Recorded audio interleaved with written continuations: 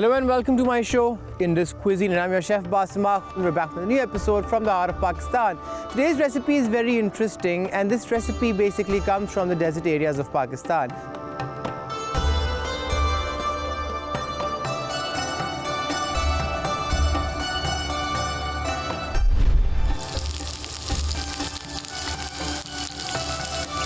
Now you might be thinking that when I say desert areas, what does it mean? Pakistan has a desert area in the province of Sindh known as Cholistan, which also connects to the famous city of Umarkot. Umarkot has a very, you could say, important role in the history of Pakistan, and even today Umarkot has rulers who have been the descendants of the Rajas and Maharajas which were over there back in the day. Everyone knows that Umarkot was the city where the great Emperor Akbar was also born, and that's how all these famous recipes came to being. This recipe is a local recipe of that area, and this recipe basically involves fruit and meat. Now you might be thinking that is this not very unusual, but you might be also knowing that there are so many Chinese recipes in which they use brown sugar or honey, which basically sweetens it up, and we call it sweet and sour then.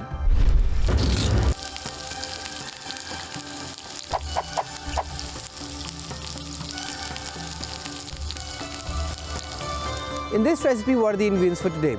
We are using around a kilogram of beef, then we're using 2 mangoes, some coriander, 1 onion. We'll be using some yogurt, we'll be using milk, green chilies, oil to basically cook the whole spices. Then we'll be using around 4 to 5 cloves of garlic, then ginger. We'll be using some turmeric, red chili powder. We'll be using some cumin powder. We'll be using salt, some almonds. We'll be using black pepper, and also we'll be using melon seeds. And these seeds in our local language are called char maghaz. Now you might be thinking what char maghaz means. It means that this is something if you eat, it helps you in retaining your memory.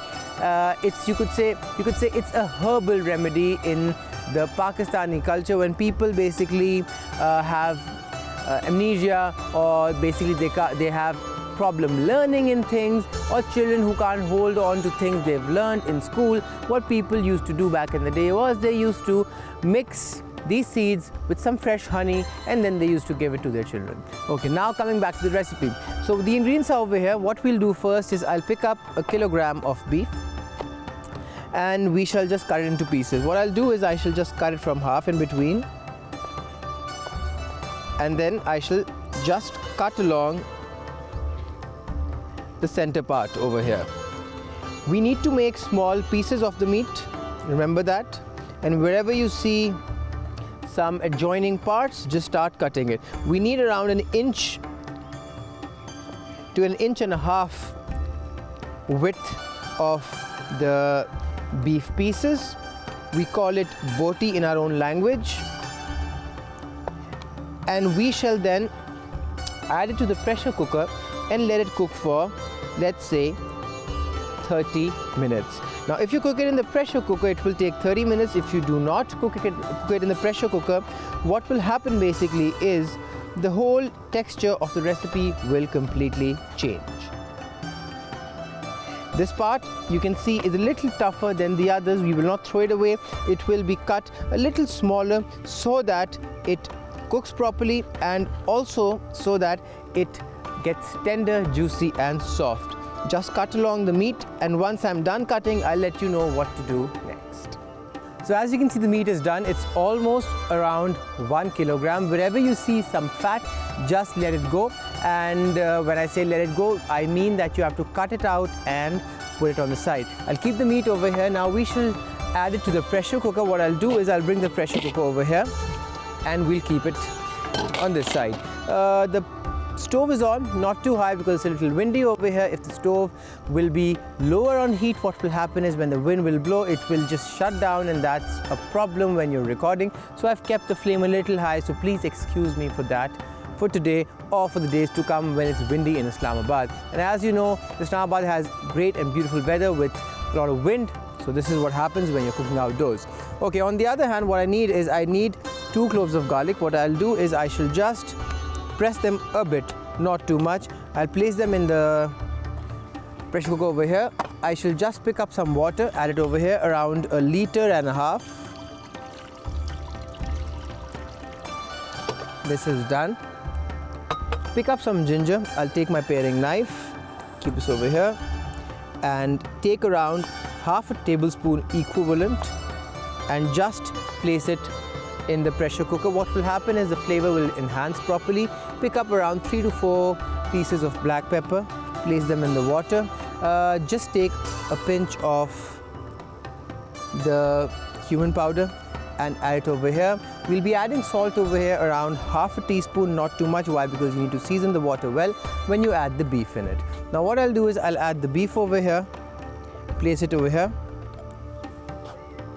and put the lid on top, and it's done. Place it over here, increase the heat to full, and when basically it starts whistling, when the whistle goes off, that is the time you will start counting the 30 minutes I've told you to cook it for. Okay, now this is done. What I'll do is I'll just rinse my hands and then I'll let you know what to do next. So as you can see, the beef is done. Now what I'll do is I'll basically start making the sauce. Remember one thing, whenever you're making beef, whenever you're cooking beef, the beef is usually cooked separately so that it gets really soft and tender, and then we basically add it to the sauce and then cook it a little more. If you're using a pressure cooker, you cook it for 30 to 35 minutes, and if you're not using a pressure cooker, it will take around an hour and a half to 2 hours, and for that, in every half an hour, you'll have to add a little bit more of water on top. Okay, now this is done. What I'll do is I'll just pick up a wok. The wok comes over here. We'll be cooking it in a gravy manner, remember that. For that, what I'll do is I'll pick up one onion, I'll keep it over here, and I shall just cut it into small pieces. Now just keep your finger, it's going to guide you properly. Cut it from between and slice it finely. When I say slice it finely, I meant that slice it when you've made cuts. What will happen then is it will start falling apart and you will get the perfect finely chopped onion you require. Remember that. Now slowly and gradually cut it and go through it.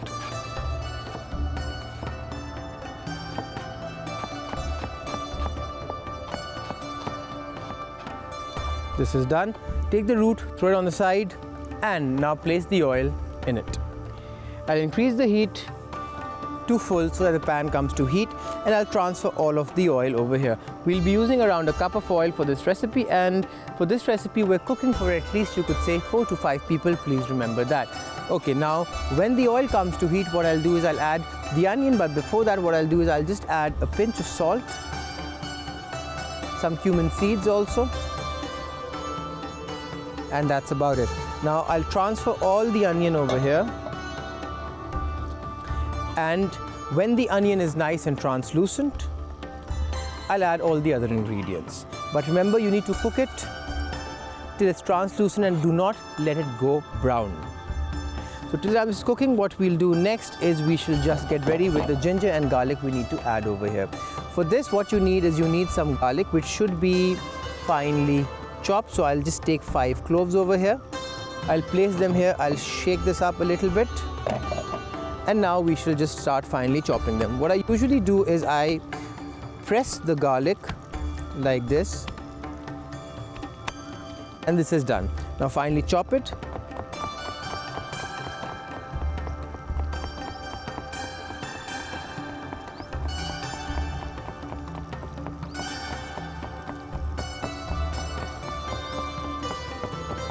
And we are done.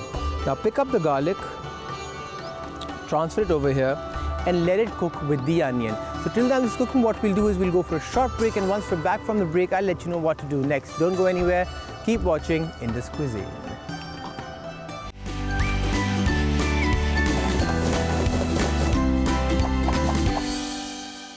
Welcome back. You're watching Indus Cuisine, and I'm your chef Basim Akhund. During the break, I just waited for you, and on the other hand, the onions over here are cooking nicely. What I'll do next is I just need to add some other things, but before that, what I'll do is I'll pick up the mangoes, and as everyone knows, in Pakistan we have the best crop for mangoes. They're world famous. What I'll do is I shall just cut the mango like this, and as you can see, it's juicy, it's pulpy, and it's nice in color. I am just going to cut around the seed inside. In our own language, in Urdu, we call it a gutli. It might sound funny, but that is what we call it. That means the seed of the mango. So the seed of the mango has a separate word altogether, and you do not call the same word, or you don't use the same word for any other fruit when it comes to its seed. So fun facts, Urdu language has a lot of names for every fruit and everything else. Okay, this goes in the dustbin, we don't need this anymore. Now what I'll do is I shall just keep my chef knife on the side and cut through this. So what we'll do now is we shall just take the pulp out. For that, cut it like this and pass your knife through slowly and gradually. This is done.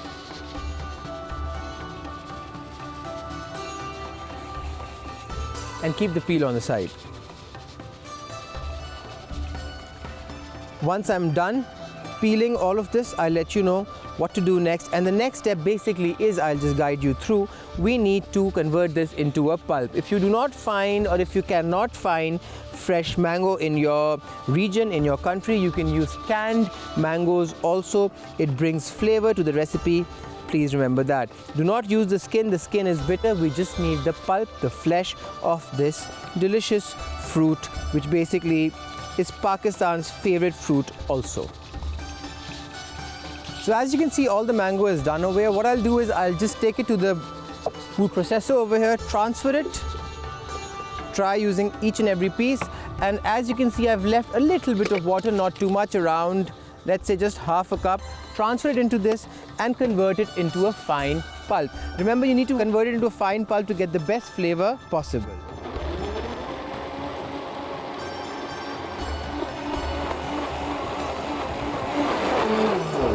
This is done. Now let's get back to cooking. Reduce the heat over here. The onions are nice and finely done. What I'll do next is I shall just take some ginger and I'll shred it. Shred it properly, slowly and gradually. Be careful, do not hurt yourself. This much is enough. I'll keep the remaining on the side for later on or whenever I need to cook next. Just always remember to pull it from the backside. Why? Because there is a lot of ginger that sticks to the grill also. Now just finely chop it. Now this will give you a very fine texture which will be close, or you could be identical to a paste. This saves time. Now pick this up, transfer it to the onions and just wipe it a bit. Now start mixing it, increase the heat. Why? Because the ginger is a little colder in temperature. Now reduce the heat to medium, as you can see it over here. And now we should start adding a few things. You don't need any more of the garlic. What I'll do first is I shall add some cumin seeds. I'll cook it over here so that you get the best flavor possible when the spices are cooked in the oil. Remember that.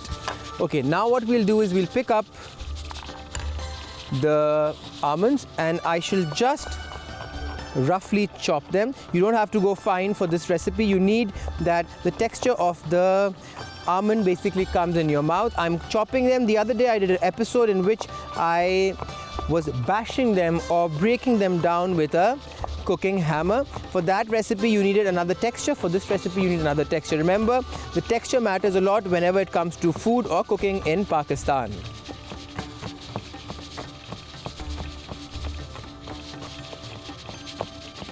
This is done. Okay, now transfer all the almonds, pick it up.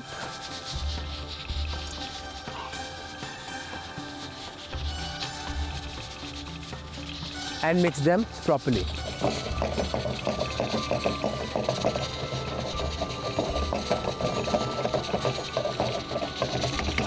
On the other hand, during the break, I gave the beef around 15 minutes or basically 20 minutes, and now it's done. What I'll do is I'll dish it out in front of you and then I'll tell you what to do. Why? Because without the beef and the broth in the beef, this recipe cannot continue possibly.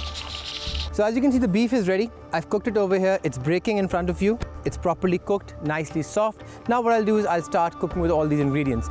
First, what I'll do is I shall just pick up some of the melon seeds. You need to fry them first. This recipe has a lot of them. This brings flavor in the recipe. Remember that.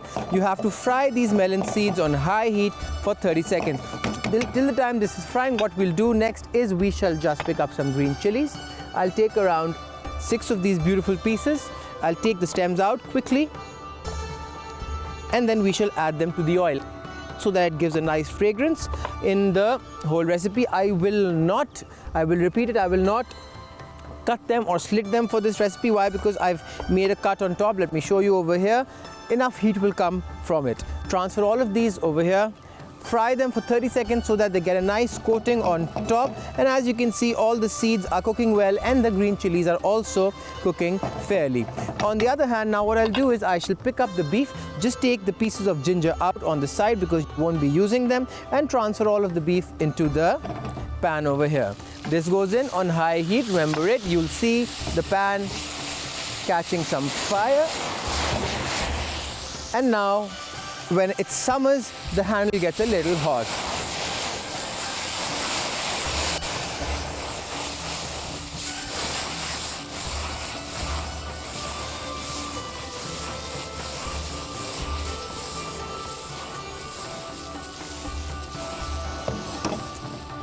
This is done. Keep it on the side now.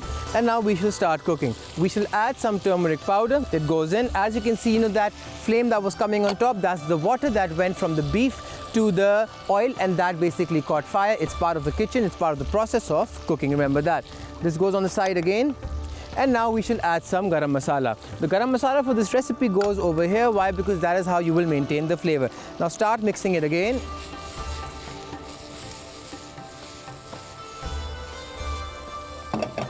And this is done. I shall just scrape off all the oil on the side. And as you saw that we just had a little bit of salt in this recipe, so now I'll add another half teaspoon and spread it around. This is done. Now, what do you need? You need to mix it up again so that the meat gets a nice flavor.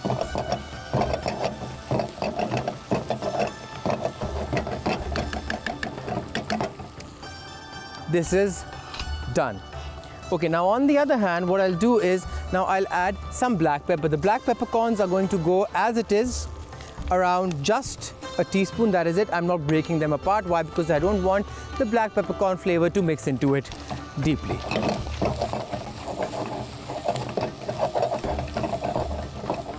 As you can see, the color, the texture, it's beautiful. The meat is frying nicely. And now what I'll do is I'll add just a little ladle of the water in this and then spin it around again. Mix it up. This gives the meat a nice smoky flavor. Remember that.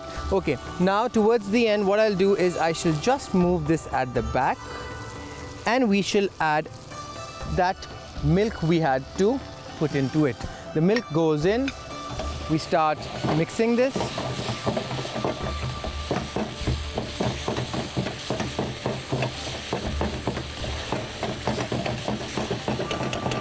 And we shall let the milk evaporate now. On the other hand, I'll just spin this around. This is done. Pick the beautiful mango up and this goes in. Transfer it over here, pick this up, keep it at the back, try not throwing it in the sink. Now as you can see, the oil is coming up, so what I'm doing is I'm frying the mango pulp over here, which shall give this recipe its nice, distinct flavor.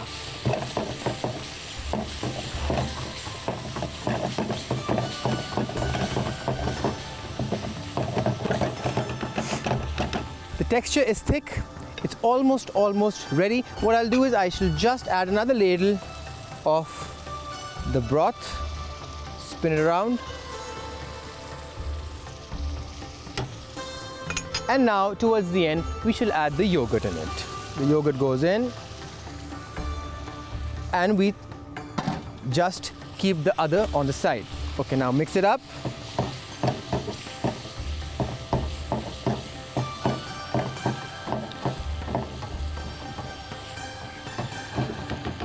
And now what I'll do is I'll give it a lid first and let it cook for 2 to 3 minutes. So till time it's cooking, what we'll do is we shall start cleaning up and I shall show you the final result of this recipe. Don't go anywhere, keep watching Indus Cuisine.